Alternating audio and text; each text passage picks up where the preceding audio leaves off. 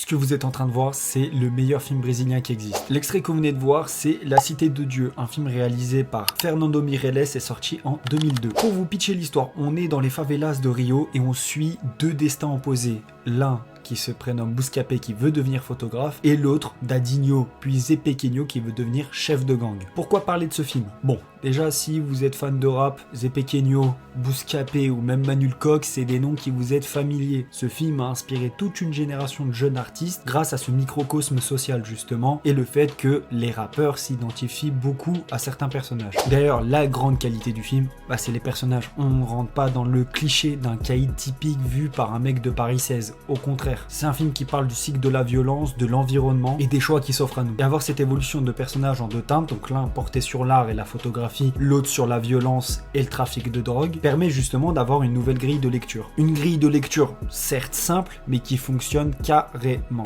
Bouscapé et Zé Pequeno, ils sont juste le produit de leur environnement et ça on le voit très bien. Et on ressent d'ailleurs cette pression de l'environnement grâce à la mise en scène. Le réalisateur il a préféré opter des caméras à l'épaule, des plans assez serrés, des mouvements rapides aussi, comme si on était invité dans les favelas. Anecdote d'ailleurs, si vous trouvez qu'il y a une authenticité dans le film, c'est simple et logique, c'est le casting. La plupart du casting sont des vrais mecs des favelas, c'est pas des bêtises. Bouscapé, l'acteur, j'ai perdu son nom, à l'époque où il tournait, le gars il vivait encore dans les favelas, je crois qu'il habitait encore dans la Cité de Dieu. Donc du coup je vais vous conseiller un film et un album que j'estime qu'il faut être écouté avec ce film. Et bien l'album que je vous conseille d'écouter, c'est Alfredo de Freddie Gibbs et The Alchemist. Alors le premier du nom, celui sorti en 2020. On y retrouve les mêmes thèmes avec un environnement social violent qui façonne les gens, mais justement l'art permet de s'échapper de ça. Ces deux œuvres transforment le chaos, la pauvreté, la rue en quelque chose de sublime et vraiment d'élégant. L'un par sa mise en scène et le second par ses productions accompagnées de samples de jazz. Donc allez écouter Alfredo, c'est une tuerie de A à Z. Je parlerai de Alfredo 2 dans une autre vidéo.